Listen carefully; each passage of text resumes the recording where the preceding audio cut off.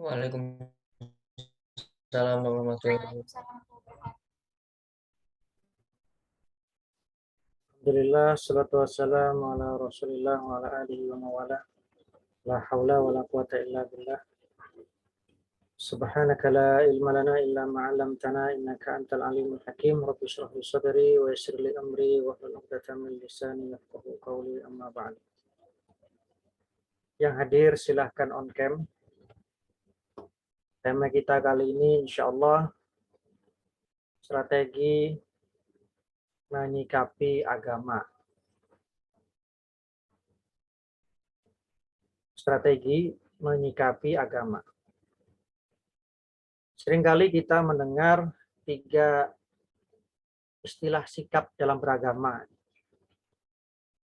Di antaranya radikal, liberal, dan proporsional atau moderat.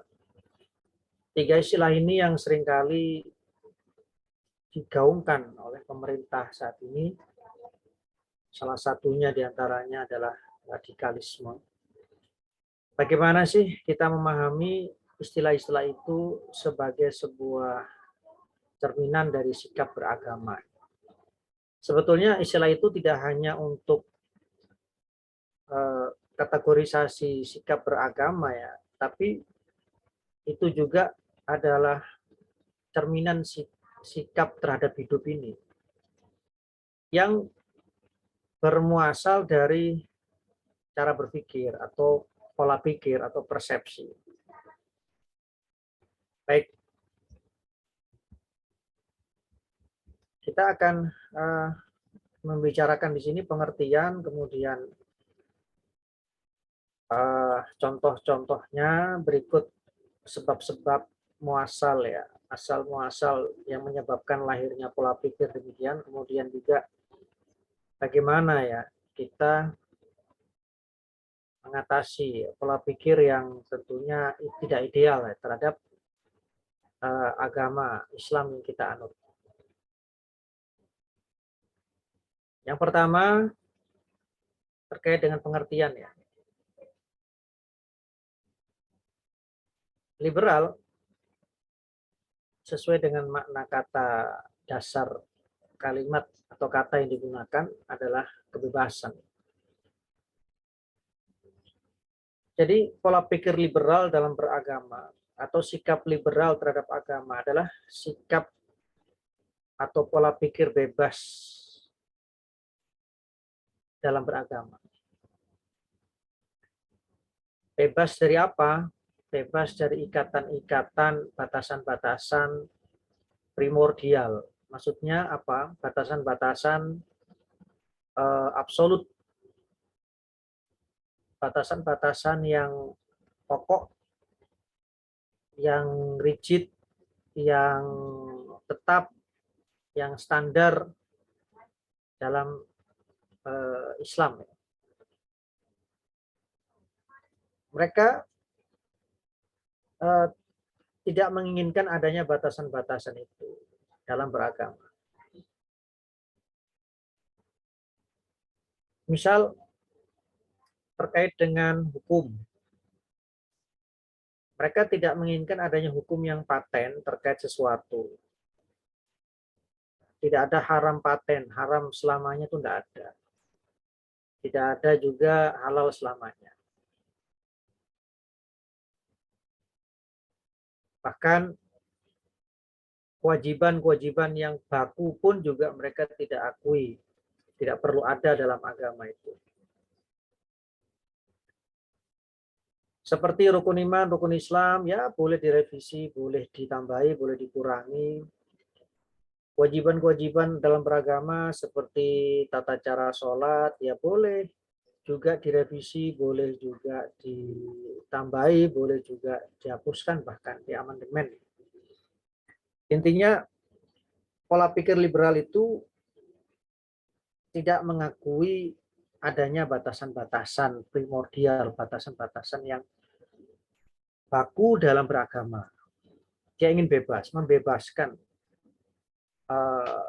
semua ikatan-ikatan yang ada dalam agama, tidak lagi ada sesuatu yang mengikat.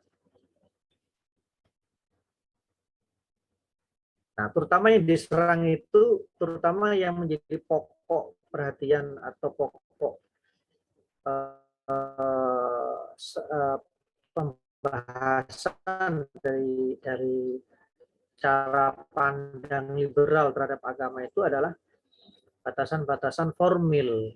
Formilnya tadi, hukum-hukum baik menyangkut akidah, ibadah, dan muamalah yang sudah terstruktur secara formal,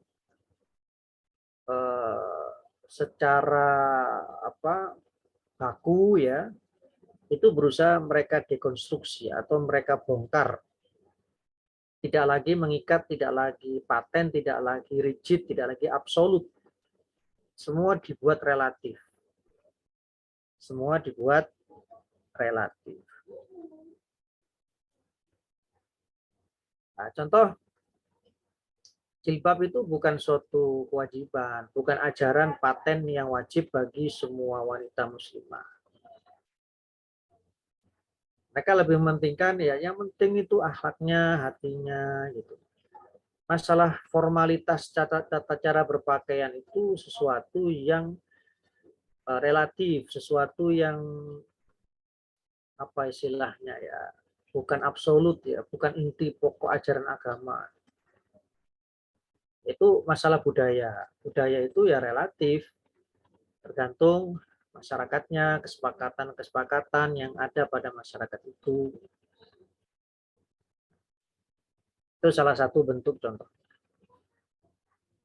Dalam hal ketuhanan, pola pikir liberal itu menghasilkan sebuah produk pemikiran bahwa beragama itu yang penting berketuhanan saja. Yang penting seorang itu meyakini adanya Tuhan. Selebihnya itu tidak ada kewajiban untuk kita seragam ya. Misalkan tata cara ibadah, tata cara muamalah, sehingga memunculkan namanya pluralism. Pluralism itu menganggap semua agama itu benar. Kan semuanya meyakini adanya Tuhan. Nah, itulah yang harus dipertahankan sebagai sebuah titik temu semua agama untuk membenarkan semua ajaran agama. Masalah tata cara ibadahnya berbeda, itu tidak penting, itu bukan inti pokok dari agama ini. Kalau bisa bahkan dihapuskan aja. Kalau di barat itu sudah muncul aliran seperti itu dari dulu tahun 70-an, dipopulerkan di Indonesia oleh Nurholis Majid yang diistilahkan dengan spiritualism. Spiritualism. Mementingkan spirit ketuhanan ya. Yang menjadi hal-hal utama dalam keberagamaan dan mengesampingkan hal-hal ritual, ibadah-ibadah ritual, tempat-tempat agama yang formal, simbol-simbol agama yang formal itu semuanya diabaikan karena hal-hal itu dianggap sebagai sebuah penyebab perpecahan di kalangan umat manusia, perseteruan, perang, dan lain sebagainya. Sudah nggak usah ada perlu identitas agama Hindu, Buddha, Islam, Kristen, Yahudi, Nasrani, karena itu penyebab konflik selama ini. Yang penting masing-masing itu memiliki keyakinan akan Tuhan, ya sudah. Itu wilayah private masing-masing dan wilayah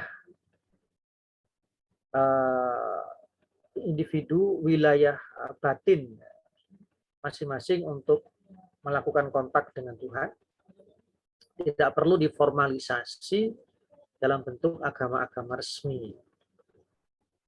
Sudah kontak batin saja dengan Allah masing-masing individu, tidak usah berjamaah, tidak usah kumpul-kumpul, tidak usah terlalu demonstratif dalam bentuk ritual-ritual keagamaan, apalagi identitas-identitas formal keagamaan yang justru akan memecah belah persatuan. Itu slogannya seperti itu. Kalau di Jawa dulu ya, sampai saat ini mungkin masih ada ya, terkenal istilahnya itu aliran kebatinan. Aliran kepercayaan kepada Tuhan Yang Maha Esa. Ya intinya inti dari agama itu kan keyakinan kepada Tuhan. Ya wis itu. Masalah tata cara ritual kita berhubungan dengan Tuhan ya sudah masing-masing. Cukup kontak batin masing-masing individu dengan cara semedi, menundukkan kepala, memejamkan mata, konsentrasi, ya sudah cukup seperti itu. Kalau ingin ibadah dimanapun, kapan baratnya menghentikan cipta, seperti itu ya. Selebihnya ya sudah, biasa-biasa saja. Sebagaimana. Nah, slogan di Amerika menunjukkan kegiatan ini diantaranya seperti spiritualism. Yes, organized religion, no. Iya pada spiritualitas dan tidak pada agama-agama yang terorganisir.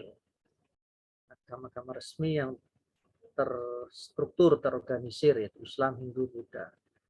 Itu gerakan-gerakan itulah yang representasi dari pola pikir atau sikap liberal terhadap agama.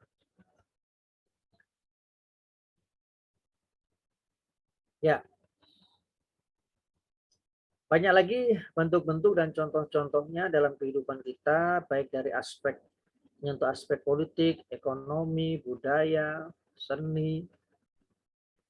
Dalam tafsir agama, tafsir kitab suci pun juga merambah ke hal itu. Namanya hermeneutik ya. Jadi untuk menafsirkan Al-Quran itu tidak perlu kaidah-kaidah bahasa, kaidah-kaidah sastra, kaidah-kaidah hukum, dan lain sebagainya. Udah tafsirkan bebas saja gitu. Ya, kayak kita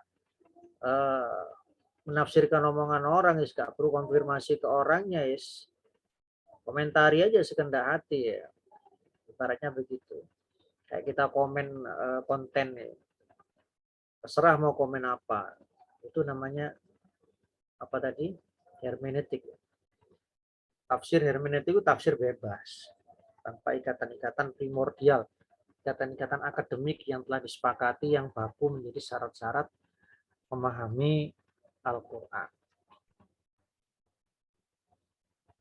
Itu kita harus paham ya, hal seperti ini kita harus tahu karena penting agar kita tidak bingung diombang-ambingkan oleh propaganda-propaganda yang santer di media dan sebagainya.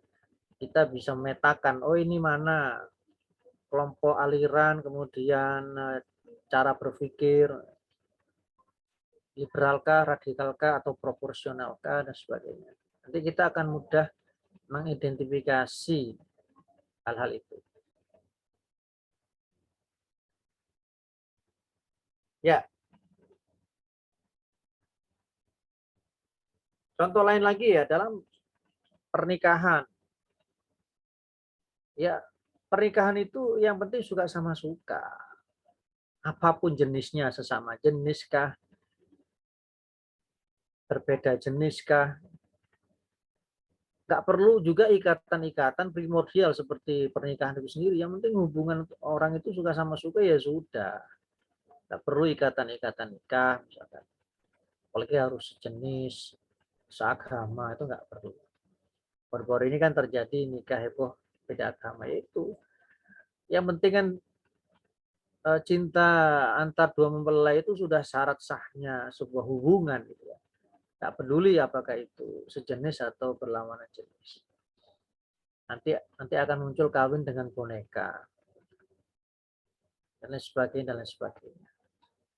Jadi intinya pola pikir liberal itu mendekonstruksi, membongkar ikatan-ikatan baku dalam agama karena dianggap sebagai sebuah ikatan lama yang rapuh, yang kuno, yang harus diganti dengan ikatan atau tanpa ikatan ya. Yaitu apa? Kebebasan dan hak asasi.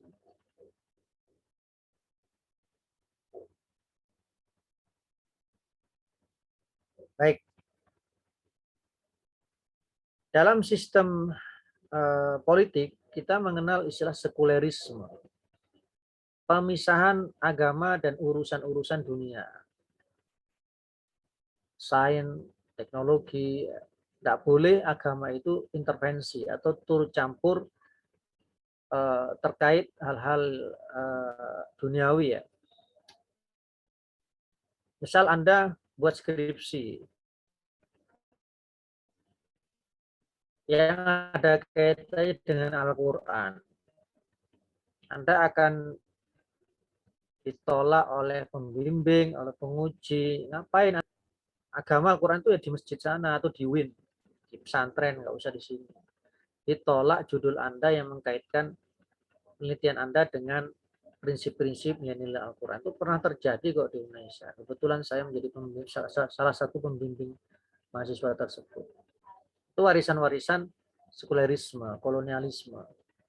Belanda dulu ketika menjajah Indonesia juga sangat-sangat mewaspadai ya keterlibatan kitab suci atau agama dalam kehidupan politik masyarakat Indonesia saat itu. Silakan Anda beragama haji berkali-kali, tapi jangan mengajarkan materi-materi tentang jihad, tentang pembelaan hak, kemerdekaan, kebebasan dari penjajahan misalkan. Itu dilarang. Sehingga di pesantren-pesantren itu tidak ada fikih jihad itu.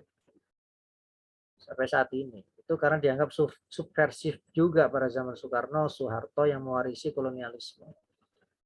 Bahkan saat ini pun materi tentang jihad, konten-konten tentang jihad itu sudah mulai diminimalisir, bahkan dihilangkan dari sejarah Islam yang diajarkan. Ya, perang-perang itu sudah mungkin tidak lagi diajarkan ya. Apalagi misi dan visi semangat jihadnya itu. Karena itu akan melahirkan radikalisme, terorisme, dan sebagainya. Nah, waspada kita terhadap hal itu. Ya.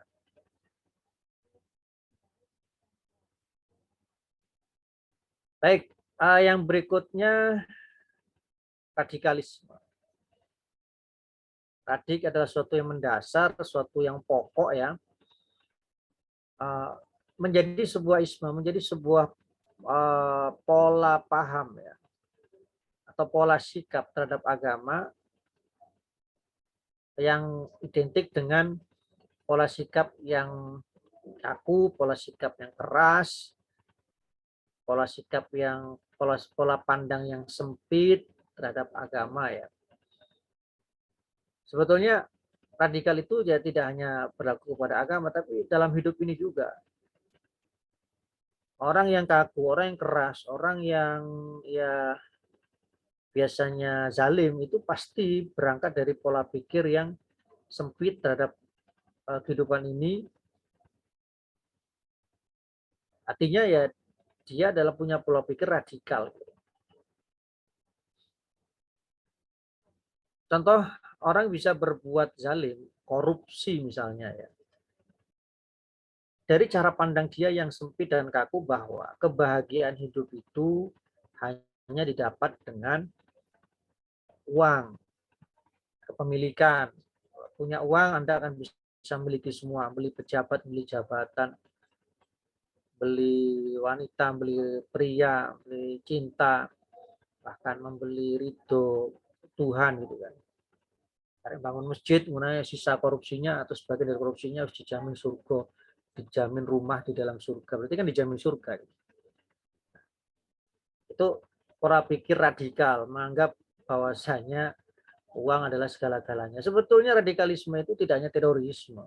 Ya orang yang korupsi, orang yang berbuat zalim dengan kekuasaannya, itu adalah pola pikir radikal sebetulnya. Keras, kaku. Tapi selama ini digunakan sebagai pisau yang tajam ke bawah, tidak tajam ke atas. Tidak digunakan untuk introspeksi diri sebagai pemerintah, tapi senantiasa untuk menilai orang yang di bawah. Jadi pola pikir sempit, pola pikir kaku itu bisa merambah kemana-mana, ke siapa saja, tidak perlu berhenti di satu ormas tertentu, tidak. Oh, radikal itu ormas yang suka demo, yang pakai sorban, yang teriak-teriak Allahu Akbar loh. Bukan begitu radikal itu.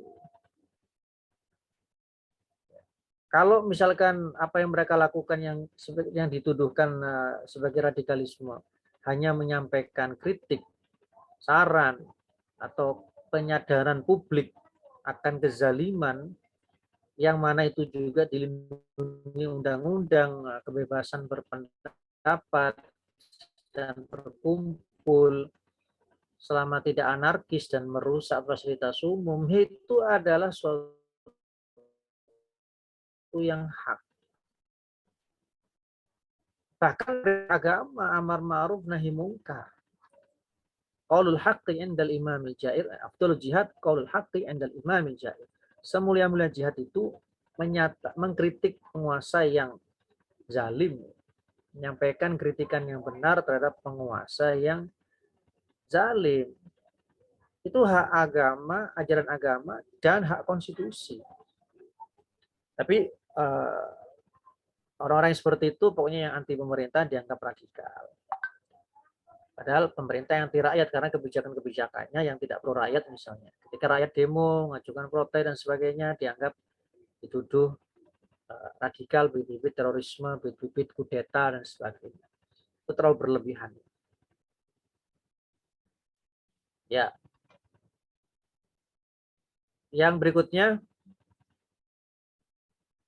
contoh dalam sikap beragama. Sikap beragama yang radikal itu seperti apa? Ya, sangat tekstual dalam memahami ayat-ayat suci Al-Quran, dalil-dalil agama, gitu kan. Hanya fokus pada terjemahannya saja, tidak ke tafsir kontekstualnya, latar belakang sejarah, dan perbandingan dengan pemahaman para alim ulama. Ya. Siap memiliki cara pandang tekstual atau hitam putih ya, halal haram saja. Kalau nggak haram ya halal, kalau nggak halal ya haram. Kalau nggak kafir ya mukmin, kalau nggak mukmin ya kafir. Mudah memvonis, mengkafirkan. Nah, itu juga indikator radikalisme atau sempitnya wawasan dan cara pandang dan kekakuan dalam menyikapi sesuatu. Ibaratnya orang jualan itu harga pas lah. Tapi banyak juga orang yang suka gitu. Ya karena nggak perlu lagi tawar-menawar, nggak perlu lagi sesuatu yang fluktuatif. Sukanya ya beli ya, kalau cocok ya beli, kalau nggak cocok ya sudah nggak usah beli. Faktanya memang banyak konsumennya juga. Kita lebih suka mendengar kalau fatwa itu yang jelas tegas, misalkan hukumnya A itu apa? Haram. Hukumnya B apa? Halal. Itu banyak kita yang suka. Terutama anak-anak MIPA gitu kan. Yang pola pikirnya memang harus jelas, satu tambah satu ya dua, nggak ada lagi. Itu paling sulit diajak diskusi, paling sulit diajak argumentasi untuk wacana-wacana yang terkait dengan relativitas. Itu memang sasaran empuk gitu loh. Sasaran empuknya memang di pelajar dan mahasiswa-mahasiswa yang latar belakang ilmu pasti. Terkait dengan karakter keilmuannya yang mendukung ya pola pikir seperti ini. Jadi kita harus waspada juga. Ya. Yang ketiga, pola sikap beragama yang proporsional. Proporsional itu istilah yang diistilahkan biasanya itu moderat, yang didengungkan moderatisme dalam beragama. Moderat itu kan di tengah ya, sikap tengah ya. Kayak moderator pembawa acara itu yang menengahi antara pembicara dan audien. Orang yang menengahi tentu memiliki karakter yang menonjol diantaranya adalah sikap tegas ya. Bukan keras, sikap tegas itu bisa menempatkan suatu pada tempatnya secara proporsional, secara adil ya. Ya kayak hakim dan kayak wasit lah. Sebagai penengah, pengadil, lapangan ya, penengah perkara, pemutus perkara, tentu tidak akan memutuskan sanksi apapun ya, kecuali berdasarkan fakta, saksi, bukti-bukti ya, sehingga dia bisa proporsional ketika mengeluarkan kartu merah, kartu kuning, atau peluit saja, bahkan mengeluarkan seorang dari pertandingan. Hukuman mati, hukuman penjara, atau bebas, itu kan harus berdasarkan fakta, saksi, bukti, pembelaan, dan penuntutan, dan sebagainya. Itulah sikap tegas itu, sikap pertengahan atau proporsional itu adalah sikap tegas. Jadi untuk mempersingkat, untuk menyimpulkan apa istilah-istilah ketiga tadi itu ya. Yang pertama, liberal itu bebas, radikal itu keras. Kalau proporsional moderat itu tegas. Bebas, keras, tegas. Tegas itu bukan keras dan bukan juga bebas. Tegas itu bisa menempatkan suatu pada tempatnya. Kapan saatnya keras, kapan saatnya bebas. Bukan anti kebebasan dan bukan anti kekerasan, tidak. Itu malah nggak jelas nantinya. Tegas itu bukan pelin-pelan, bukan ketidakjelasan malah. Tegas itu bisa menempatkan sesuatu pada tempatnya. Tahu kapan saatnya radikal, kapan saatnya liberal. Karena dalam agama itu juga ada ajaran-ajaran yang sifatnya itu radikal. Maksudnya ajaran yang harus kita pertahankan sedemikian rupa, tidak boleh kita rubah atau kita tambahi seperti rukun iman, rukun Islam. Kalau ditambahi, misalkan iman kepada para nabi dan rasul, nanti ada nabi baru kalau nggak di stop. Iman kepada rasul itu Muhammad sebagai nabi yang terakhir. Iman kepada kitab-kitab suci, Al-Quran yang terakhir, nanti kalau nggak di stop, kan ada kitab suci baru muncul sebagai revisi dan sebagainya. Jangankan dalam agama, dalam kehidupan kita saja pun ada sesuatu yang radikal dalam bernegara yang tidak boleh dirubah, yang harus disepakati oleh semua etnis, ras, bangsa, agama di Indonesia ini apa? Pancasila. Pancasila itu sesuatu yang radikal, sesuatu yang absolut, sesuatu yang tidak boleh dirubah dan ditambah. Kalau ngaku Indonesia harus Pancasila. Walaupun Nasrani, walaupun Hindu, Buddha yang mengaku banyak dewa, tetap harus meyakini ketuhanan yang Maha Esa yang tunggal. Entah mereka menafsirkannya 3 in 1, 1 in 3. Satu menjadi tiga, tiga menjadi satu. Monggo silakan, pokoknya tetap mengakui ketuhanan yang Esa. Mereka menyesuaikan dengan ini. Nah, itu kan contoh-contoh sesuatu yang radikal dalam bernegara, dalam berpolitik, yaitu ideologi negara UUD 45 yang dulu belum diamandemen. Nah, radikal dalam diri kita sendiri itu juga ada, diantaranya jenis ciptaan kita sebagai manusia itu suatu yang radikal, suatu yang absolut. Jangan sampai kita tuh berubah menjadi hewan dengan cara ngepet atau apa, berubah menjadi malaikat atau berubah menjadi jin. Ini harus kita pertahankan keradikalan kita sebagai manusia. Dan ada juga keradikalan kita sebagai manusia yang lain, yaitu jenis kelamin. Harus dipertahankan itu secara rigid, secara absolut. Yang laki-laki ya laki-laki, yang perempuan ya perempuan. Jangan sampai dijadikan relatif. Nanti akan muncul beragam jenis kelamin kayak di Thailand. Ada berapa itu? 18 jenis kelamin. Nggak tahu, mungkin ada yang kelaminnya di jidat atau di mana kok sampai 18 itu. Saya nggak tahu. Jadi harus tahu mana yang radikal, mana yang absolut, mana yang liberal, mana yang relatif. Gitu. Hal-hal pokok agama itu sesuatu yang radikal. Yang kalau dirubah itu akan meruntuhkan agama. Ibaratkan pondasi dan tiang. Itu sesuatu yang radikal, nggak boleh dirubah. Yang dirubah itu eksterior dan interior yang lain gitu loh. Ya kalau dirubah itu ya meruntuhkan semua. Rukun iman, rukun Islam itu sesuatu yang radikal dalam agama. Nah, sesuatu yang relatif, sesuatu yang liberal, ya sesuatu yang bukan pokok, sesuatu yang bukan wajib, yang sunnah, yang mubah, itu silakan monggo dirubah, ditambah, dikurangi, nggak masalah.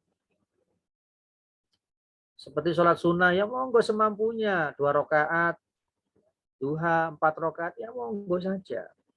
Sholat witir, 1 rakaat, ya monggo, yang penting ganjil. 3. Jadi tetap ada unsur relativitas itu di situ. Haji yang pokok itu mana? Ya ke Mekah. tawafnya di Ka'bah, nggak boleh buka cabang di asrama haji kota masing-masing. Karena antrinya panjang, Pak. Kalau gimana kalau buka cabang franchise? Wow, untungnya gede, Mas. Buka franchise haji. Nah, yang relatif itu di mana? Al-haji itu ya di sarana prasarana yang menunjang terlaksananya ibadah haji di sana. Seperti kalau tawaf di lantai 2, karena banyak ya krodit di lantai 3, nggak masalah, seperti tetap mengitari Ka'bah walaupun di lantai 2. Itu yang relatif di situ. Yang liberal tuh di situ. Bukan Ka'bahnya di fotokopi jadi 3 di sana gitu kan. Dibangun Ka'bah kedua, ketiga di Mekah misalkan. Itu sesuatu yang radikal yang tidak boleh ditambah atau dikurang. Baik. Nah, orang-orang liberal berusaha untuk mendekonstruksi itu. Nah, orang-orang radikal menolak penambahan lantai tawaf. Nggak bisa, dulu Rasulullah itu tawafnya ya di tanah ini, di keramik aja nggak boleh. Apalagi lantai 2, lantai 3 itu bid'ah, itu sesat. Masuk neraka. Kurang kerjaan nih, ngelebokno wong tawaf ibadah haji nang neraka. Sing liyane po yang maksiat sing ngombe-ngombe. Kurang kerjaan malaikat ngelebokno wong haji nang neraka. Disoro-soro budal rono. Hanya masalah tawaf di lantai 2, 3 aja masuk neraka. Terlalu sempit pemahaman agamanya. Dia tidak tahu skala prioritas mana yang pokok yang tidak boleh dirubah dan mana yang bukan pokok yang boleh berubah. Sekarang saat itu ada lantai 2, lantai 3 mungkin. Lempar jumroh itu juga ada lantai 3. Sehingga tidak saling lempar-lemparan kena batu yang ada di depannya karena dianggap sama-sama setan ya. Jarang saling melempar ya. Kelempar berarti setan itu kan. Makanya dibuat lantai 2, lantai 3 dan seterusnya. Itu sesuatu yang liberal, sesuatu yang kita boleh berubah relatif. Yang penting tubuhnya tetap sama, cuma diperlebar tubuhnya dan di tingkatnya ditambah gitu kan, nggak masalah. Ya, membid'ahkan suatu ritual agama tertentu yang bukan pokok. Tahlilan itu pokok agama nggak? Enggak. Menyikapi orang mati itu monggo, yang pokok itu ya menghormatinya sebagai manusia dengan cara memandikan, mengkafani, mensolatkan, menguburkan, membantu melunaskan tanggungannya, utang-utangnya, ya, mendoakan, takziah, itu yang pokok. Selebihnya kita kumpul-kumpul untuk mendoakan, baca Al-Quran, kemudian ya berbagi bersama di situ sebagai sebuah perbaikan budaya masa lalu yang kumpul-kumpul melean sampai larut malam sambil mabukan, sambil gitaran dan sebagainya, dibatasi waktunya sampai jam setengah 9 setelah sholawatan ya sudah bubar, dikasih berkat wis nang mulya cangkur aneng kene ae ngresani. Nah, itu sesuatu yang bukan pokok ya gak masalah. Mau nggak menyembah si mayit, gak menganggap si mayit itu pulang lagi cangkur aneng omah dijak ngobrol, enggak kan? Dan juga nggak ke kuburan menyembah apa minta-minta yang bukan-bukan ke kuburan itu kan. Toh juga tidak mewajibkan si ahli waris harus juga tahlilan, harus mewah, harus gaya berkatan. Enggak sih, nggak mampu ya nggak usah. Nek ngundang, nek diundang ya kau walaupun nggak disuguhi apa-apa. Tujuannya emang bela sungkawa, berdoa bersama kok. Kalau bisa ya kita bawa makanan siap saji atau bahan makanan yang diperbantukan ke sana untuk dihidangkan. Kan itu sunnahnya. Pada akhirnya kesejahteraan orang itu meningkat, akhirnya mampu, wis gak usah repot-repot, gowo-gowo wis aku dewa, tak tuku, tak masakno dadi wis garek teko lungguh donga sunai. Itu kan walaupun tidak pernah dilakukan Rasulullah, tapi kan bukan berarti dilarang, karena kan nggak ada larangan tegas.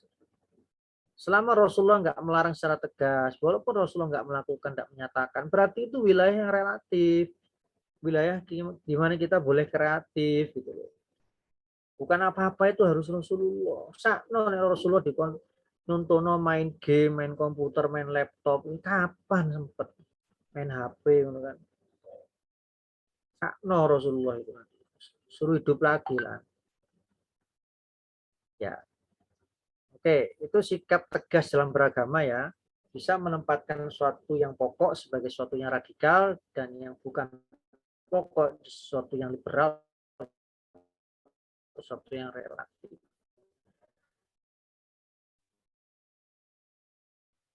Demikian inti dari tema selanjutnya. Tema berikutnya adalah penyebab. Kenapa sih sebab orang berpola sikap radikal dan liberal itu?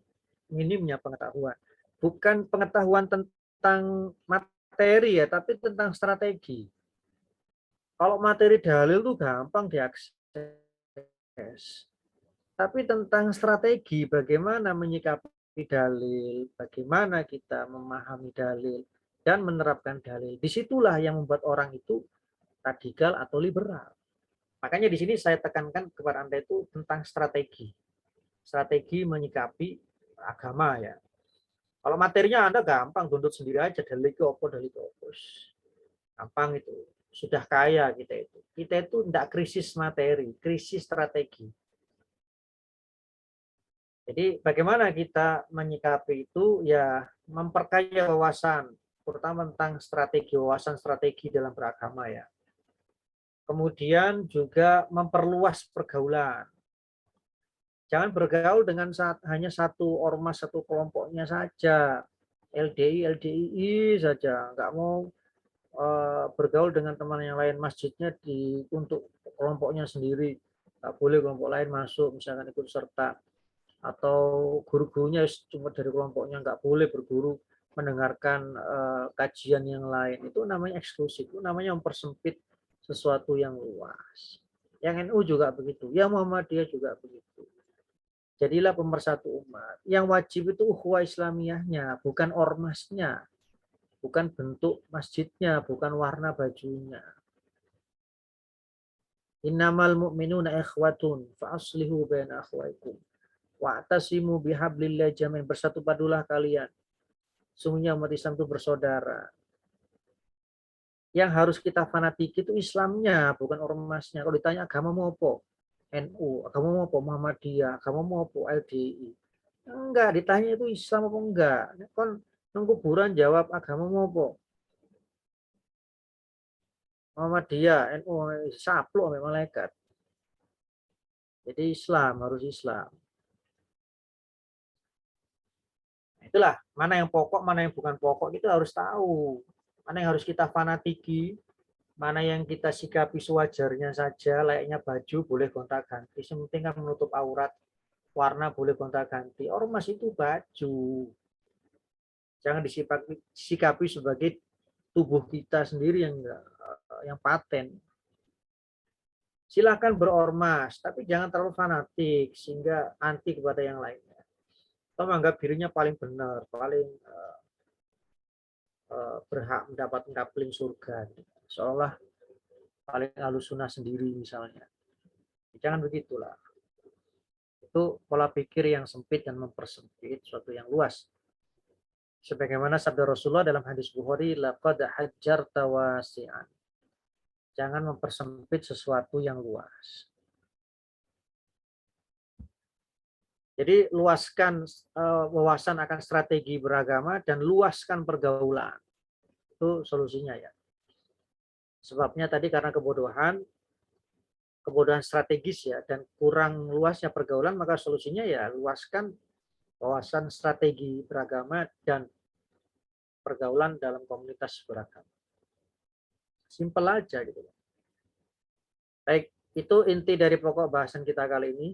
Silakan bagi yang bertanya dan mengomentari.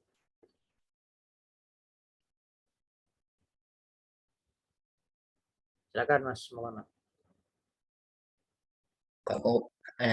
Baiklah, saya izin bertanya. Saya pernah mendengar ceramah saat di SMP, itu ada suatu cerita di mana orang itu kan hari Jumat itu laki-laki pasti wajib sholat Jumat. Ya. Nah, diceritakan kalau di suatu wilayah seperti pegunungan atau daerah yang kering, kan pasti jarak rumahnya itu berjauh-jauhan. Dan diceritakan di sini tuh jarak antara rumah dengan masjid itu sangat jauh. Dan orang ini tuh pergi sholat Id saat Idul Fitri itu tepat hari Jumat, dan itu perjalanan antara berangkat dan kembali itu cukup lama, sehingga diceritakan itu mereka sholat Id tapi tidak sholat Jumat dengan sholat duhur, karena kalau pulang pergi lagi itu waktu untuk sholat Jumatnya nggak nutut, nggak sampai gitu. Jadi dalam pandangan ini kan itu kan Jumat itu wajib, dan itu sangat sangat menurut bagi saya itu radikal, karena laki-laki kan harus wajib, sudah nggak bisa ditawar lagi. Eh, nah, dalam kondisi seperti itu itu sebaiknya bagaimana Pak itu? Ya, ya, masyarakat sekitarnya ya harus seadanya ya, entah di dalam rumah atau di tanah lapang dengan sumber daya yang ada, ya, atau mendatangkan sumber daya yang berkompeten salah satunya ya untuk bisa terlaksananya sholat Jumat. Nggak perlu harus ada masjid, nggak perlu harus ada bangunan masjid yang isinya 40 orang. Itu kan hanya satu mazhab Syafi'i yang mensyaratkan minimal 40 orang. Mazhab lain kan tidak. Yang penting cukup untuk dikategorikan sholat berjamaah, ada khotib, ada imam, ada jamaahnya, ya cukup lah. Boleh sah untuk melakukan sholat jamaah, sholat Jumat berjamaah dan khutbah Jumatnya. Misal 3 orang, satu imamnya, satu khotibnya, satu jamaahnya, atau 2 jamaahnya, satu imam dan sekaligus khotibnya. Ya nggak masalah sebetulnya. Bukan kayak syarat sahnya berjamaah kan juga begitu, bahkan 2 orang aja sah kok. Nah, ini akibat kita kurang bisa memahami strategi menyikapi perbedaan dalam Islam. Nanti kita akan bahas lagi itu ya. Strategi menyikapi perbedaan dalam Islam. Mazhab-mazhab yang berbeda itu bagaimana? Cari titik temunya dulu, titik bedanya bagaimana, baru itu kita olah sedemikian rupa untuk kita sikapi secara lebih bermaslahat. Karena tujuan perbedaan yang dilakukan oleh para imam mazhab itu untuk memudahkan umat melaksanakan syariat, bukan mempersulit. Nah, kalau tujuannya adalah mempermudah umat untuk melaksanakan syariat, ya kita cari yang paling mudah. Dari semua mazhab, aliran pemikiran yang berbeda-beda tadi, cari yang paling mudah. Jangan cari yang paling sulit. Tujuannya mempermudah kok malah mempersulit. Yassiru wala tu'assiru kata Rasulullah. Permudahlah, jangan dipersulit. Permudahlah kebaikan untuk bisa dilakukan dan kejahatan untuk bisa mudah ditinggalkan. Nah, orang tuh menfatwakan harus 40. Ngono kampungnya mek 30 ya apa? Masjidnya wis ono. Kampung liyane adoh. 2 jam perjalanan. Mosok yo gak Jumatan terus. Sudah pakai mazhab lain aja. Yang kurang dari 40 tetap boleh. Itu kan namanya mempersulit suatu yang mudah, mempersempit suatu yang luas. Ya, Mas. Iya Pak, satu lagi, ini agak mixed sih, tapi saya saat berangkat sholat Jumat itu selalu melihat ada orang itu sholat pertama saat sebelum duduk itu sholat, nah itu pasti tahiyat tahiyat tahiyat masjid. Lalu setelah adzan pada sholat Jumat itu juga sholat. Saya jadi mikir, apakah sholat Jumat itu sama kayak sholat duhur yang ada rawatibnya? Padahal kan mungkin pengetahuan saya yang kurang. Padahal kan sholat Jumat dan sholat duhur itu beda, Pak. Itu mereka melakukan sholat apa, Pak? Ya, sholat sunat mutlak pun boleh, nggak ada niat apa-apa. Sholat sunat mutlak, nunggu imam datang, khotib datang, sholat terus itu loh, nggak apa-apa. Sholat sunnah mutlak namanya. Jadi kalau dibahasakan lain, sholat sunnah intidhor, menunggu imam, menunggu khotib. Makanya sholat sunnah tadi kan nggak ada batasnya. Yang sunnah ya, yang wajib itu baru ada batasnya. Di situ kita bisa memaklumi dan memahami sesuatu yang mana yang absolut, mana yang relatif itu dari situ juga. Yang sunnah atau yang wajib, yang fardu atau yang mubah dan sebagainya. Boleh sholat sunnah wudhu, sholat sunnah tahiyatul masjid, sholat sunnah qobliyah Jumat dan sebagainya, sholat sunnah mutlak, sholat sunnah apa saja, sholat sunnah hajat. Hari Jumat itu kan doa mustajab, aku tak sholat hajat mohon keinginanku dikabulkan, misalkan ini sembarang wis gak apa-apa.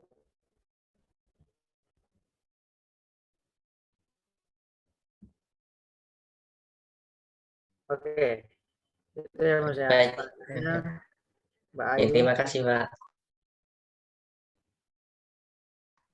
Ya Pak, saya izin bertanya, mengapa nggih Pak, ketika agama masuk ke wilayah politik itu, agama lebih sering menjadi sumber konflik ketimbang sumber etik? Mengapa nggih Pak? Terima kasih.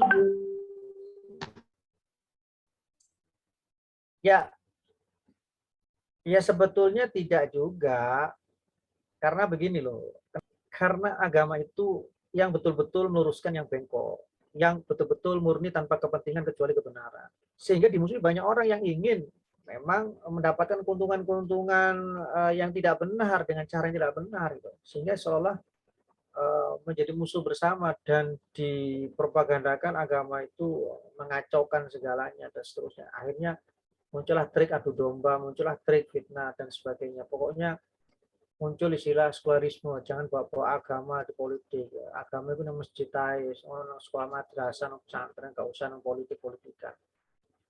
Fitnah terhadap khilafah, ajaran khilafah. Walaupun saya bukan HTI dan saya juga bukan berarti sejalan dengan strategi HTI, enggak, tapi materi khilafah itu memang ajaran Islam dan fakta sejarah.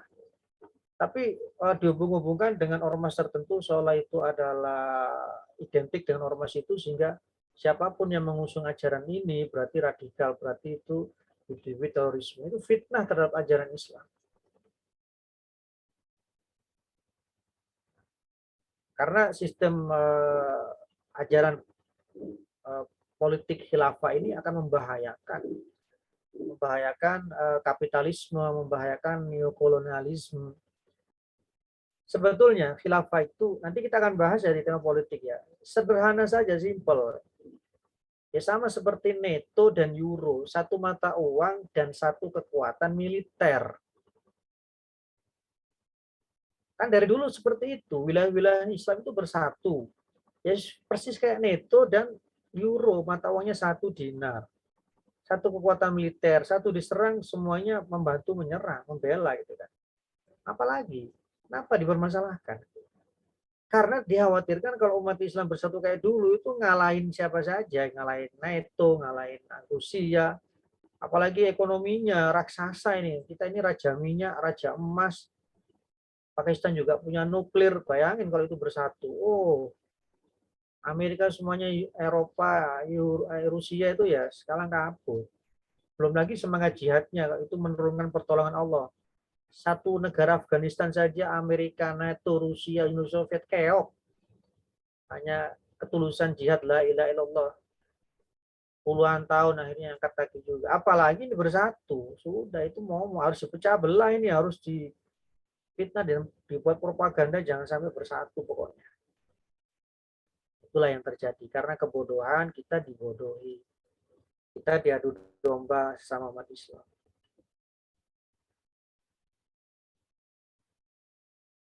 Itu ya. Ada lagi yang lain? Yang off cam semakin banyak. Apa? Ikut aliran radikal.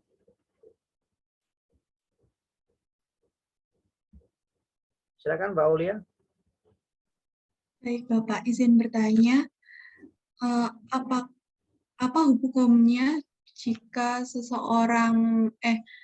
sepasang suami istri itu memilih untuk child free atau memutuskan untuk tidak mempunyai anak dengan alasan tertentu gitu, Pak? Ya, untuk menghukumi suatu fakta kejadian itu dua kacamata saja. Yang pertama, secara materi melanggar nggak aturan-aturan halal haram yang telah disepakati dalam agama ya, materinya. Yang kedua fungsinya, maslahatnya, mudorotnya dominan mana. Seandainya itu dilegalkan ya, misal tidak ada larangan dalam Islam secara tegas, secara eksplisit, silakan saja orang mau punya anak mau tidak gitu kan.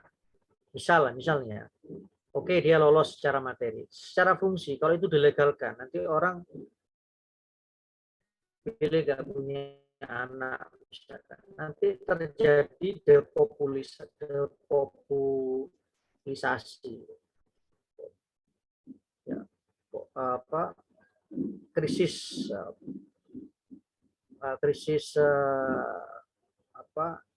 kelahiran, krisis generasi muda kayak di Jepang, kayak di negara-negara yang memiliki kesibukan yang tinggi ya, akhirnya memperkerjakan manula kembali gitu kan. Nah itu harus dilihat juga dampaknya gitu, secara makro maupun mikro. Kalau memang tidak ada secara tegas dalam Al-Quran maupun hadis terkait larangan itu, kembali ke dampak yang ditimbulkannya secara makro maupun secara mikro. Nah kalau alasan seorang itu tidak ingin punya anak mungkin ya karena sebatas alasan-alasan ekonomi misalnya ya, dia menikah untuk tidak punya anak. Alasannya tentu ada lah, misalnya ekonomi ya. Itu ada ketegasan di Al-Quran, wala taqtulu auladakum khasyata imlaq. Jangan kau membunuh anakmu karena takut gak bisa ngasih makan. Nah, kategorinya sebetulnya itu masuk ranah ini. Walaupun bukan membunuh ya, itu belum terjadi kok. Belum terjadi pertemuan misalnya antara sperma dan ovum. Tapi takut nggak bisa ngasih makan anak itu sama di situ. Motifnya gitu loh. Jadi kesamaan motif atau kesamaan ilah itu bisa melahirkan kesamaan hukum.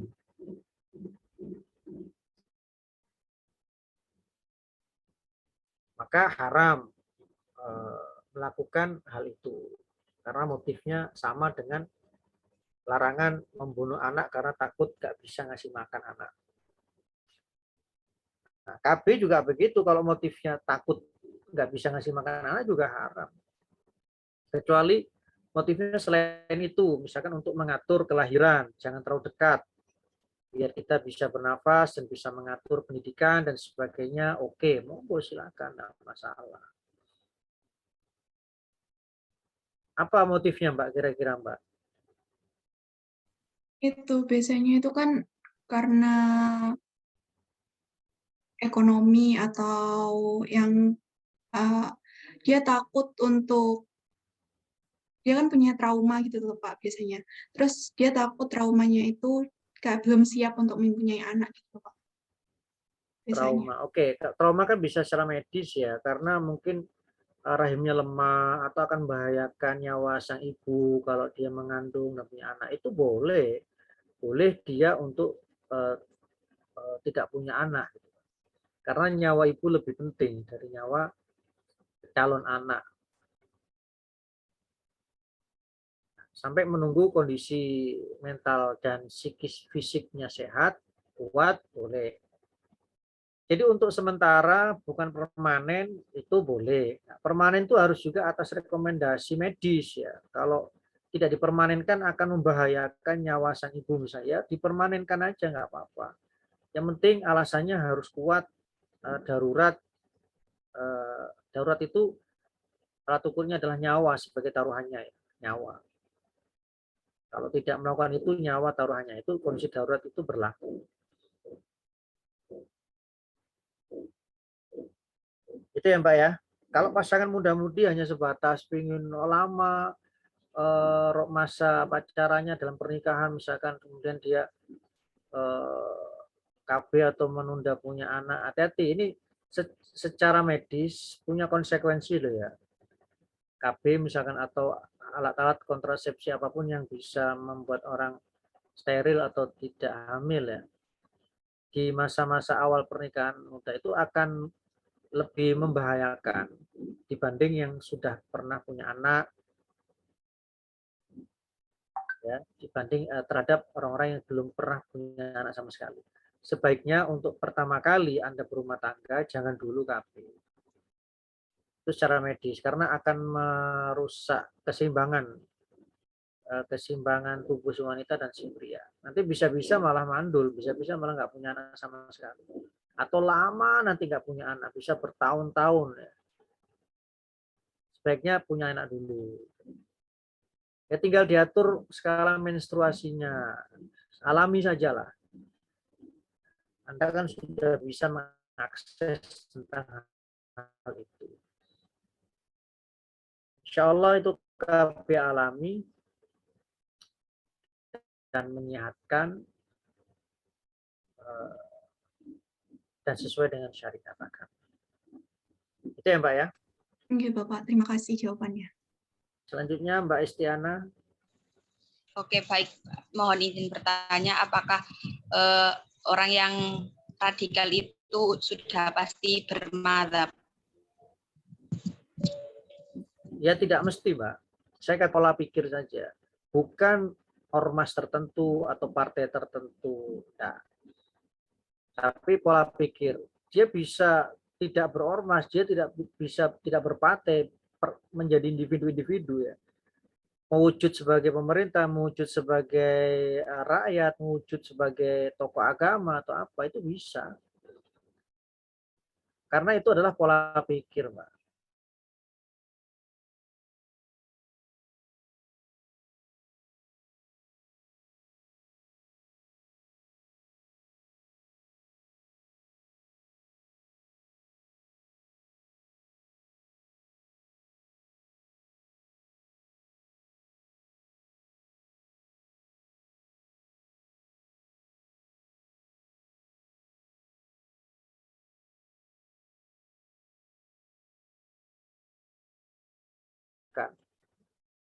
Nah, itu sudah bisa kita haramkan. Misalkan bahan baku yang buat nyowo itu silet, paku, rambut. Berarti kan podo karo nyantet membahayakan dimasukkan ke tubuh orang. Itu pasti membahayakan secara medis, walaupun dia nggak merasakan, cuman dia mati rasa. Dari materinya sudah bisa kita hukumi. Itu bukan sesuatu yang aman untuk dijadikan obat, dikonsumsi, dan sebagainya. Kalau materinya herbal, ini herbal kok halal ya sudah lolos. Tinggal fungsinya. Fungsinya untuk apa? Untuk kebaikan atau keburukan. Dia nyuwuk biar orang itu apa istilahnya kalau nyuri nggak kelihatan orang. Nah, berarti memperlancar sebuah kemaksiatan. Ya sudah fasilitator kemaksiatan ya sama dengan pelakunya. Ya terhukumi dengan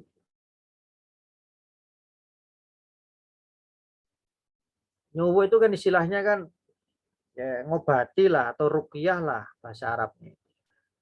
Cuma dengan cara-cara yang tradisional. Cara-cara yang non medis biasanya ya. Dengan doa, dengan mantra-mantra, dengan ramuan-ramuan. Itu ya.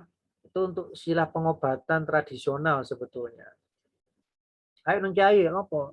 Ben disuwuk. Ya maksudnya ben didoakan, kemudian dikasih ramuan-ramuan herbal, air yang dibacai Al-Fatihah misalnya atau doa-doa kemudian ditiupkan, kemudian diminumkan misalnya, itu nyowok juga. Lihat materinya dan lihat fungsinya. Itu ya Mbak ya. Oke, Pak. Jangan terpukau dengan istilah dulu. Istilah itu bisa dimanfaatkan bisa untuk tujuan-tujuan yang dikehendaki ya. Lihat materi dari istilah itu dan fungsi dari istilah itu. Apakah ruqyah itu mesti syar'i, mesti halal? Ya dilihat dulu materi ruqyahnya dan fungsi dari ruqyahnya. Jangan terpukau dengan istilahnya. Kayak bank syariah. Jangan dilihat istilahnya, oh bank syariah mesti halal. Jangan dulu, lihat dulu, teliti materinya dan fungsi-fungsinya.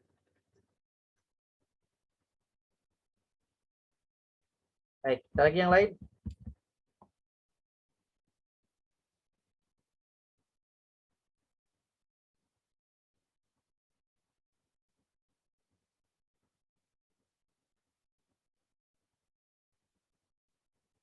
Jangan punya pengalaman di suwuk gimana, Mbak? Kayak ada anak bayi gitu, Pak. Terus nangis, terus habis itu disuwuk gitu.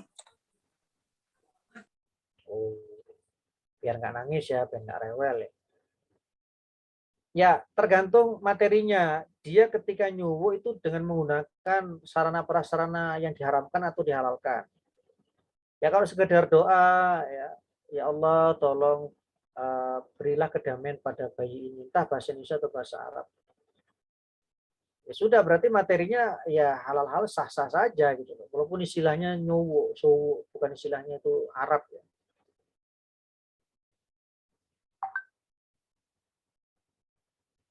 Nah, kalau dia menggunakan materi-materi yang diharamkan, misalnya kotoran binatang, kotoran suatu darah yang najis, ya. Oh, golekno getih ayam sembelihno, tak urapno nang raine. Oh, najis kok diurap. Berarti kan sudah jelas itu dari setan, sudah haram. Itu ya, Pak ya. Lihat materinya, materi suwuknya dan fungsi dari suwukan itu untuk apa. Kalau untuk mendiamkan anak nangis jadi nggak masalah, ya. Tapi tinggal dilihat materinya, materi suwuknya. Kalau doa itu paham nggak doanya apa? Kalau nggak paham ya caranya dia menggunakan doa itu menggunakan fasilitas sarana-sarana apa misalkan. Itu kan bisa dilihat. Itu ya, Mbak. Nggih, Pak. Dulu suka rewel, Mbak. Enggak. Adik gitu, Pak.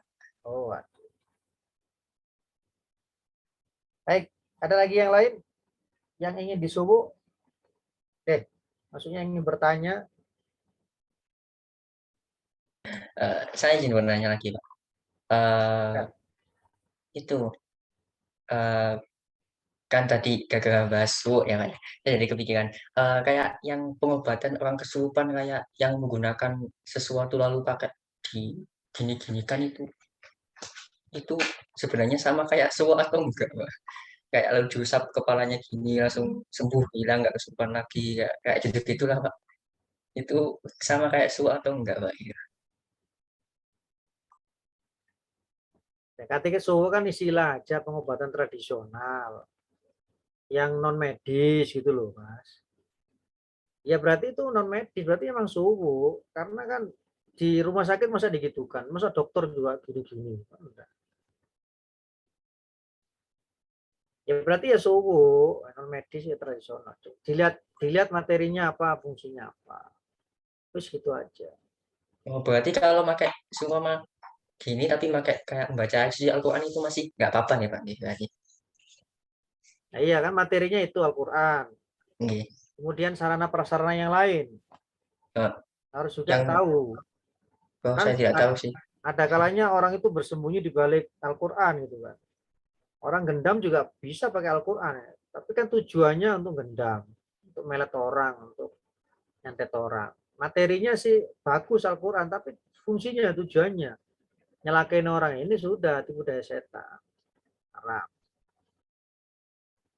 Jadi lihat dua itu, kacamata materi, kacamata fungsi.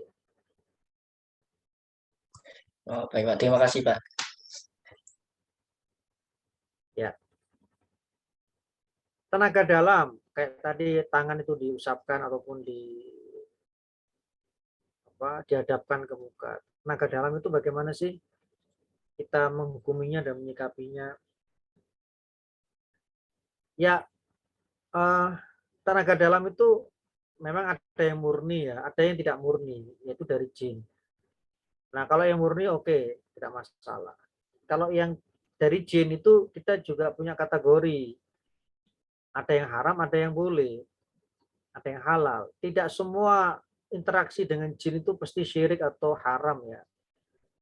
Tidak, mereka itu sama dengan kita. Makhluk hidup yang memiliki kewajiban sama yaitu ibadah. Jadi interaksi dengan mereka itu sama dengan hukum interaksi dengan kita. Kita harus tidak boleh saling menzalimi, saling menipu, saling memperbudak. Hukumnya itu. Hukum transaksi kita dengan jin itu sama dengan transaksi kita dengan sesama kita. Jangan mudah percaya, ya sama dengan sesama kita. Jangan mudah percaya kemudian Anda ngasih modal uang ke dia bisa ditilap dibawa pergi.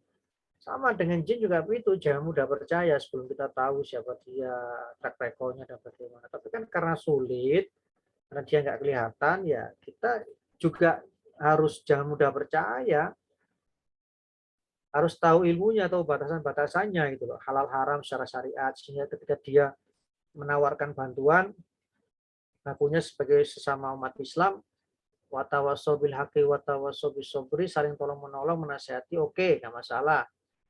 Tinggal lihat materi nasihatnya apa, kemudian syarat-syarat untuk agar supaya dia bantu kita itu minta apa. Kalau cuma minta bawang putih sama bawang merah, karena ini sakitnya ini ya, karena ya nggak masalah fungsi bawang putih itu untuk juga antibiotik misalnya, ya nggak masalah, itu suatu yang ilmiah. Kalau syaratnya ambilkan kolor hijau di jemuran tetanggamu, ya sudah, berarti kan embuman mesum itu ada unsur tidak baiknya, suruh mencuri, itu sudah sesuatu yang haram. Lihat materinya, lihat fungsinya. Nabi Sulaiman kalau dianggap bahwasanya berinteraksi dengan jin itu musyrik, ya Nabi Sulaiman adalah nabi yang musyrik.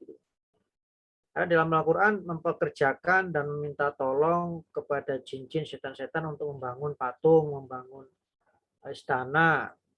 Ya'maluna lahu min mahariba wa tamathila wa jifanin kal jawab wa qudurir rosiyat. Suruh bangun patung itu jin-jin sama Nabi Sulaiman.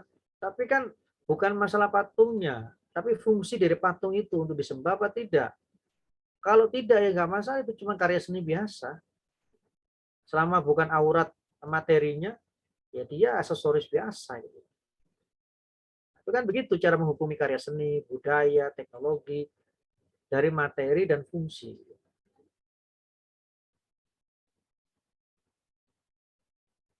Itu ya.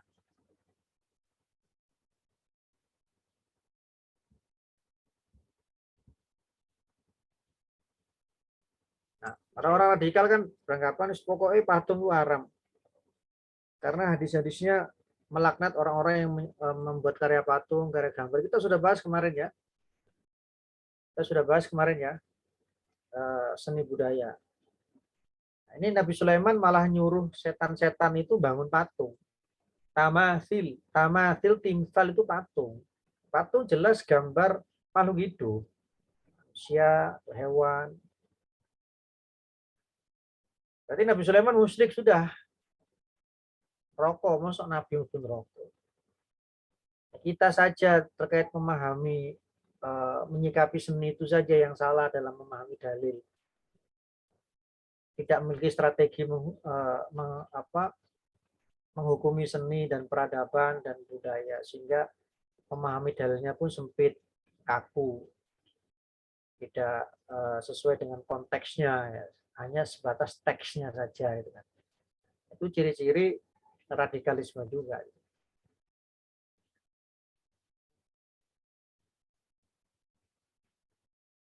Ya, ada lagi yang lain? Ada pertanyaan di chat, Pak. Saya bacakan ya, Pak. Ya, silakan. Di sini Afal Marum bertanya, bagaimana taubat nasuha itu, dan apakah jikalau ada seseorang yang ingin bertaubat, sudah berniat untuk bertaubat nasuha, kemudian tak disengaja dia telah melakukan suatu maksiat, apakah kita disebut mempermainkan Allah? Tidak ya. Laisal musirru bukanlah termasuk kategori orang-orang yang terus bermaksiat atau melecehkan Tuhan dengan tobatnya. Orang yang bertobat, maksiat, bertobat, maksiat, bertobat, maksiat, bertobat, maksiat, bukan. Itu saja tegas Rasulullah menyatakan orang-orang seperti itu bukan kategori orang yang konsisten istiqomah maksiat atau yang mempermainkan tobat.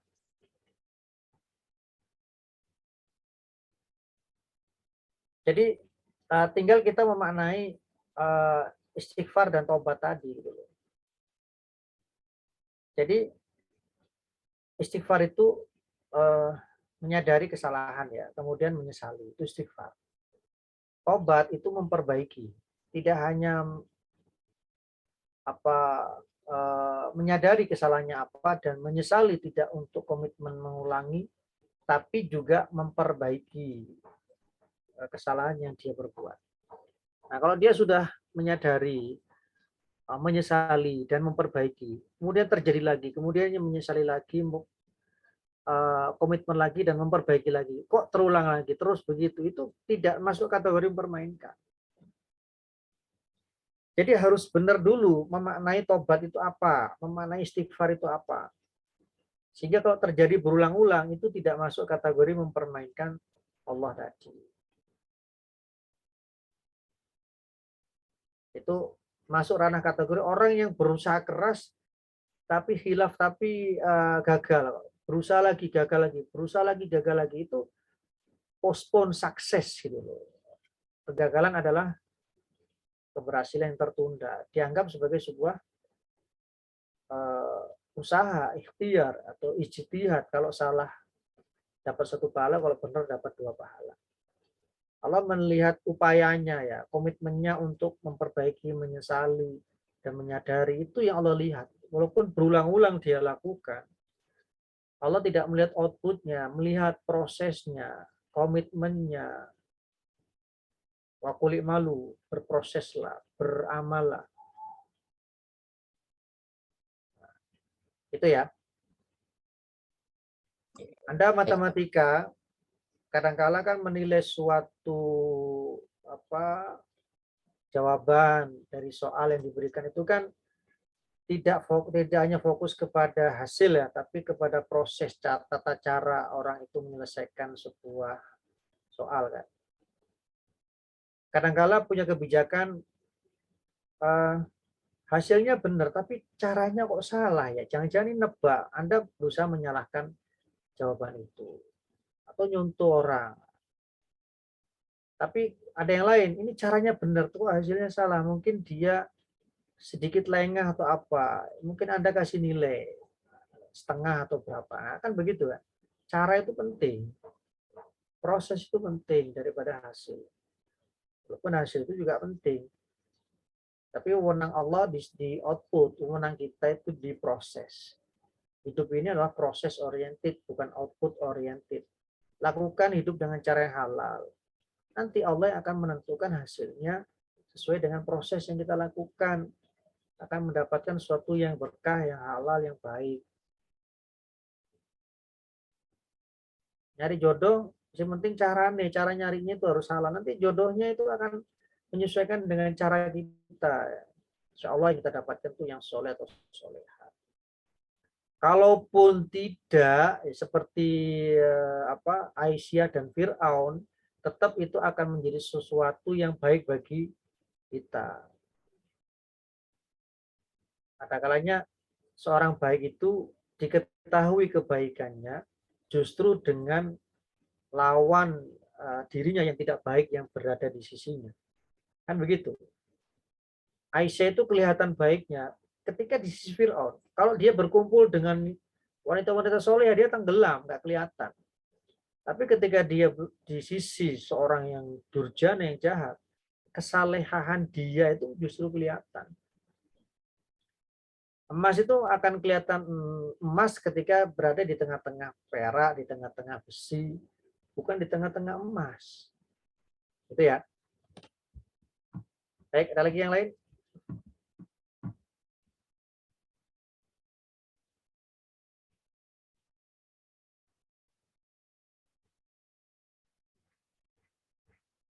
Panjang nih. Satu lagi panjang. Gimana saya bacakan, Pak. Bagaimana pendapat Bapak Karena masa lalu kita yang sangat buruk dan kita masih hidup di sekitar orang yang menjadi saksi masa lalu kita. Kemudian karena suatu perkara dia ingin berubah, kemudian perkara orang di sekitarnya yang selalu mengingat-ingat masa lalu kita yang buruk itu, akhirnya semula yang kita ingin tobat, akhirnya sebagai manusia yang mempunyai mental dan jadinya dia kembali kepada masa lalunya karena tersudutkan seperti itu. Nah, dari itu, Bapak, siapakah yang akan mendapat dosa dan solusinya bagaimana, Pak? Ya, ya komitmen kita sendiri saja. Itu emang ujian komitmen ya. Kita tahan opini enggak, tahan propaganda enggak, kan diuji komitmennya. Ya anggap saja sebagai ujian, ya biarin aja nggak apa-apa. Kita mungkin berat melaluinya, nggak apa-apa. Namanya juga godaan, masa godaan itu harus ringan kan? Bukan godaan kalau ringan itu. Godaan itu harus berat, memang wajar. Sesuatu yang baik, godaannya yang tidak baik. Sesuatu yang tidak baik, godaannya yang baik. Pasti masing-masing itu menjadi fitnah bagi yang lain, menjadi godaan bagi yang lain. Setan itu godaannya ya kalau dia melihat orang-orang yang beriman. Kata setan kepada Rasulullah, kata iblis kepada Rasulullah. Wah iblis, apa yang kamu rasakan ketika engkau melihat orang-orang sholat, puasa, zakat, haji, berjihad, baca Quran, atau intinya amal-amal soleh lah, ibadah lah. Wah, rasanya tubuhku itu kayak remuk, kayak redam, kayak dipukuli, kayak dicambuk, kayak dicacah-cacah, kayak disabetin dengan pisau dan sebagainya. Pokoknya sakit semua ya Rasulullah, nggak karu-karuan. Oh gitu ya. Berarti orang beriman itu ujian bagimu. Selama ini kamu itu ujian bagi mereka. Ternyata keimanan kita, keimanan mereka itu merupakan musibah bagimu dan ujian bagimu. Itulah wajalna ba'dukum li ba'din fitnatan. Kami jadikan masing-masing kita itu ujian bagi yang lain. Anggap aja wajar, urip itu mesti ono tantangan, mesti ono ujian, mesti ono rintangan, musibah di samping kebaikan, di samping kebahagiaan dan sebagainya. Nyantai aja ngono lho. Justru itu motivasi kita karena kita benar, maka mereka itu memprovokasi kita agar kembali untuk tidak benar. Justru Anda bangga gitu loh. Mereka menggoda Anda, mereka menghasut Anda, mereka memprovokasi Anda. Anda harus bangga karena apa yang Anda lakukan itu benar gitu. Nah, cara untuk menyakiti mereka ya dengan cara Anda tetap konsisten untuk melakukan suatu kebenaran itu membuat mereka makin sakit, semakin lengah, lemah, akhirnya ya nyerah gitu kan. Capek sendiri misalnya. Bahkan bisa jadi ikut Anda. Rasulullah kan begitu, menghadapi orang-orang yang mencaci kemudian melempari dengan kotoran itu biarin aja sama Rasulullah. Selama pribadiku yang dihina, aku nggak akan emosi. Tapi kalau sudah Islam yang dihina, aku bisa mengangkat senjata. Itu bolak-balik dilakukan seperti Rasulullah nggak ngelawan, nggak merespon, nggak mereaksi gitu. Karena pribadi beliau sampai orang itu nyerah sendiri atau capek sendiri, sakit gitu. Dikunjungi sama Rasulullah, dibawain makanan minum, akhirnya masuk Islam. Sampai ning Rasulullah tak sawati karo kotoran kok ya Cik, nyambangi aku pas loro. Iya aku kangen ambek sawatanmu, dengaran nggak tahu nyawat aku. Justru dengan sawatanmu itu aku merasa tahu posisiku, kebenaranku dihargai dan sebagainya. Makanya aku ingin dihargai, kok kamu nggak ada. Iya aku sakit. Ya, semoga engkau cepat sembuh. Masuk Islam. Itu ya Mas ya.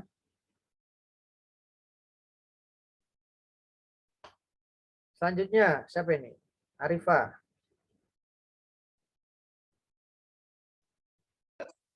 Saya bacakan juga kah, Pak? Ya silakan. Izin bertanya, Pak. Tapi sebelumnya mohon maaf karena ini tidak ada di materi, tapi saya penasaran. Kan manusia itu pada awalnya Allah itu menciptakan Nabi Adam dan Ibu Hawa. Lantas bagaimana asal penciptaan hewan kalau menurut Islam? Kalau nggak salah sudah saya sampaikan di tema sains ya. Asal-usul manusia, asal-usul hewan, asal-usul tumbuhan. Belum saya sampaikan. Siapa yang ingin? Sudah, Pak. Apa Mbak? Coba. Sampaikan. Pertemuan 5 itu semua binatang tercipta dari air. Itu dalam surat An-Nur ayat 45. Kalau nggak salah. Barakallah. Terus terjadi semacam evolusi gitu ya. Iya, Pak. Nah, begitu ya Mbak Arifah. Ingat materi itu, kalau nggak ingat mungkin Mbak Istiana bisa membantu. Namanya Istiana itu yang kita pertolongan.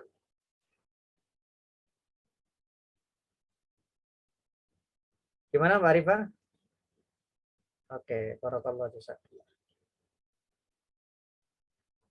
lagi yang lain? Ya, silakan Nur Hakiki. Izin bertanya Pak, pandangan Islam dengan adanya paham liberalisme, radikal dan moderat itu bagaimana ya Pak? Apakah Islam termasuk dalam salah satu paham tersebut? Ya, Islam itu yang ketiga itu, yang proporsional, yang tegas. Umat Islam itu tegas. Asyidda walal kufar ruhama bainahum. Maksudnya itu tegas, bukan keras. Wa kadzalika ja'alnakum ummatan wasata, dan demikianlah kami menjadikan kalian sebagai umat pertengahan, wasit, yang tegas menyikapi ya, kehidupan ini ya, tahu skala prioritas, tahu empan papan, menempatkan suatu pada tempatnya. Ya, itu antaranya. Jadi paham ya? Pak, saya boleh bertanya lagi tapi ini keluar topik. Ya, silakan. Ini soal hafal Al-Quran Pak. Kan saya pernah dengar dari anak-anak pondok yang hafid sama itu kan mereka bilang kalau sudah hafal Al-Quran lalu lupa hafalannya itu berdosa Pak. Nah, dari kalimat itu saya jadi mikir, waduh bahaya nih. Kalau aku ngafal tiba-tiba lupa aku berdosa. Terus itu jadi menurunkan keinginan saya untuk menghafal Al-Quran Pak. Dan karena memang sering sibuk juga, jadi saya nggak berani menghafal, cukup membaca saja. Saya itu digoda setan untuk menghafal atau emang karena sesuatu, Pak? Ya, dalilnya tadi yang digunakan itu salah memahami ya. Jadi yang dimaksud demikianlah hari ini kami lupakan kalian karena kalian melupakan kami. Maksudnya itu bagi orang-orang munafik, telah sampai kepadanya ajaran Islam, ayat Al-Quran, tapi mereka mengabaikan, tidak memperhatikan, ya, melupakan sholat itu nggak pernah terjadi. Nanti orang-orang munafik seperti itu, kami di akhirat tidak akan memperhatikannya atau mengabaikannya, sebagaimana mereka mengabaikan dan melupakan kami saat kami turunkan Al-Quran itu kepada mereka. Itu bagi orang munafik, bukan bagi orang yang berusaha untuk menghafal Al-Quran, kemudian lupa. Namanya hafal itu penyakitnya ya lupa. Komputer aja iso error, iso data itu hilang, kena virus kok. Wajar gitu loh. Konsekuensi menghafal itu ya lupa. Al-insanu mahallul khoto' wan nisyan. Manusia itu tempatnya salah, hilaf, dan lupa. Maka dinamakan al-insan dari kata nisya, nasya, lupa. Nabi Adam salah satu motif sebab dia berbuat dosa lupa, fanasiya walam najid lahu azma. Sehingga lupa itu dimaafkan oleh Allah, walaupun konsekuensi dia lupa itu tetap ada ya sebagai sebuah pelanggaran fisiknya. Tapi kan tidak membuat dia menjadi ahli neraka, beliau menjadi ahli neraka. Ibaratnya sampean lupa lupa bawa helm di jalan raya. Lupa Pak, Anda kan ditilang. Oke, ditilang, Anda apakah disita motor Anda, apakah Anda dipenjara? Kan tidak. Itu konsekuensi lupa tetap ada, tapi bukan menunjukkan status hukum Anda itu salah atau benar atau dosa apa neraka apa surga. Belum tentu juga itu. Penjara itu ibaratnya neraka. Nah, dalam hal ini lupa itu sebagai motivasi kita untuk agar supaya terus mengingat, berusaha mengingat. Justru lupa itu sebagai nikmat. Sebab kalau Anda ingat semua, nggak pernah lupa, ya stres juga. Masa lalu ingat semua, mantan ingat terus. Aduh, besok lali. Stres terus urip iku. Nah, Al-Quran itu kalau lupa, anggap saja Allah itu ingin diajak komunikasi lagi. Karena kita lupa tadi, kita baca lagi. Itu bahasa kerinduan Allah agar supaya kita terus menjalin komunikasi. Anggap aja begitu. Jangan dianggap terlalu sempit ya, terlalu menyulitkan. Permudahkanlah orang itu untuk membaca Al-Quran, jangan dipersulit dengan ancaman-ancaman yang bukan pada tempatnya. Itu ya Mas ya. Baik, Itu Pak. salah Terima satu kasih, Pak. bentuk radikalisme tadi itu, mempersempit sesuatu yang luas. Ya, silakan Mbak Zulfa. Pak, saya izin bertanya, kan sekarang zaman sekarang tuh kayak lebih tinggi Putus-putus ya. pemikiran yang terbuka kan Pak, jadinya tuh kayak ada yang halo Pak ya, izin bertanya Pak, kan zaman sekarang itu banyak yang kayak pemikiran terbuka itu kan tinggi kan Pak ya. Terus kalau kita kurang wawasan, kayak contoh membenarkan apa itu LGBT, padahal kan di Islam itu sudah dikatakan itu tidak boleh, tapi beberapa orang itu mencari pembenaran dengan kata-kata pemikiran.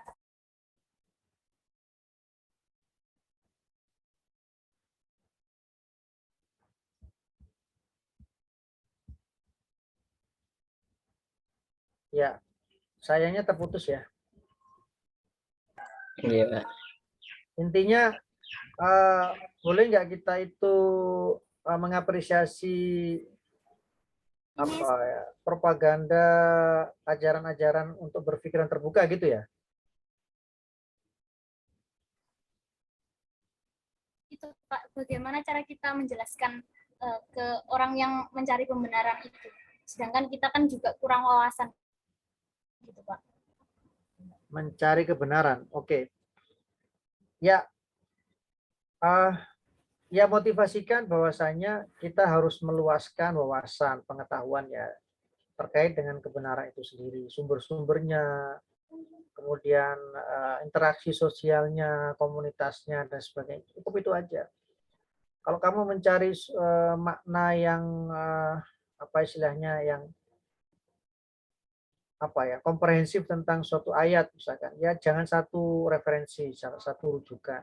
Coba perbandingkan dengan referensi yang lain, rujukan-rujukan yang lain, agar supaya bangunan pemahaman atau makna itu semakin lengkap, semakin utuh maksudnya. Nah, itu caranya, segitu aja, motivasikan gitu.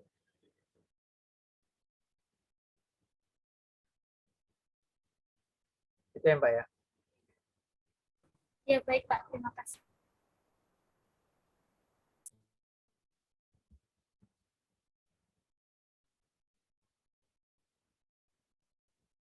Kemudian Aufal Marom, tolong bisa dijelaskan ya pertanyaannya itu ya. Iya Bapak, sebentar. Aduh. Gini Bapak, ada pertanyaan itu Pak ya. Kan saya pernah belajar Al-Awfaq gitu Pak ya. Kan di dalamnya itu menurut saya Pak ya, itu kayak gimana Pak ya? Kayak menurut saya itu ada kemusyrikannya loh Pak. Kayak apa ya? Kayak tidak mempercayai bahwa Allah itu ya gitulah Pak. Nah, bagaimana? Nah, itu bagaimana Pak menurut sampean Pak? Terus yang pertanyaan kedua, kan saya pernah lihat ya Pak ya. Itu ada syarifah, ada syarifah Pak. Ketika syarifah itu sombong Pak dengan kesyarifahannya Pak. Dan ketika kita mengingatkannya dan kemudian syarifahnya itu kan sakit hati, dan katanya kalau menyakit hati keturunan Rasul itu kita yang gimana gitu Pak, yang dapat dosa mungkin gitu Pak ya. Nah itu gimana Pak? Lah gitu Pak, pusing. Aku deh pusing, Mas. Sama, Pak. Oke. Ya, terkait dengan al-awfaq tadi, saya mohon maaf juga belum pernah membaca ya. Makanya saya minta Anda menjelaskan isinya apa sih, sebelum saya bisa menilai. Nanti mungkin bisa share ke saya, minggu depan mungkin saya sampaikan hasil bacaan saya atau kajian saya. Saya harus menilai materi dan fungsinya ya, secara utuh ya. Baru saya bisa menilai. Itu ya, Mas ya. Nggih, Bapak. Ya, terkait dengan etika kita terhadap keturunan Rasulullah, para syarifah, habaib, sayyid, dan sebagainya. Itu istilah-istilah untuk keturunan Rasulullah. Ya, tentu kita harus objektif ya. Objektif itu maksudnya ya menghormati kedudukan keturunan itu wajar saja. Tapi untuk menyikapi sebuah kesalahan, itu juga harus wajar, objektif.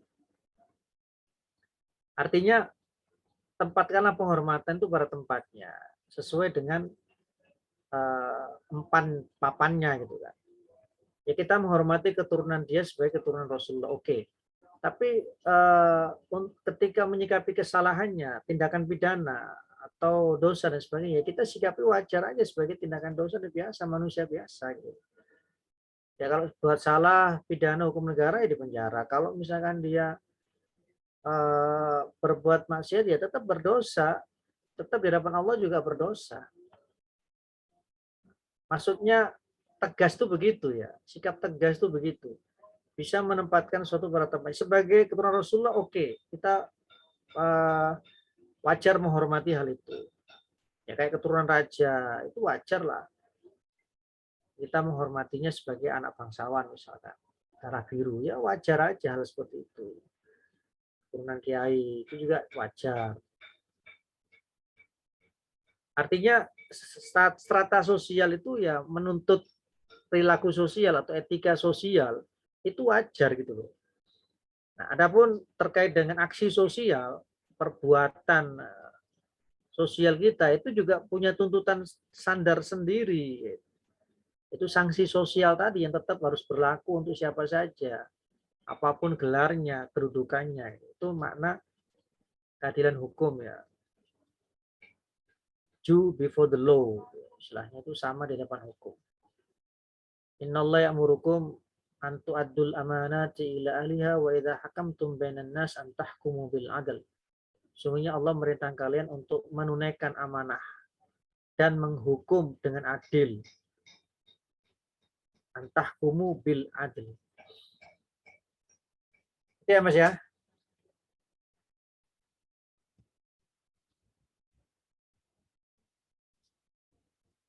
Selanjutnya Balkis. Ini istrinya Nabi Sulaiman. Ababil tapi pemusnah Abraha.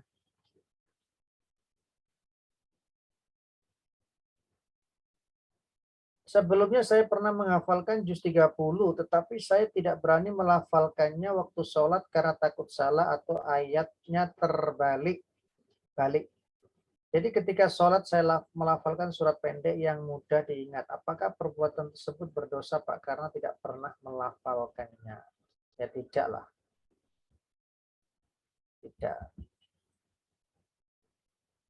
Ya memang kalau kita ngimami harus berdasarkan kompetensi ya. Kompetensi itu ya keahlian-keahlian ya yang membuat kita itu meyakinkan lah.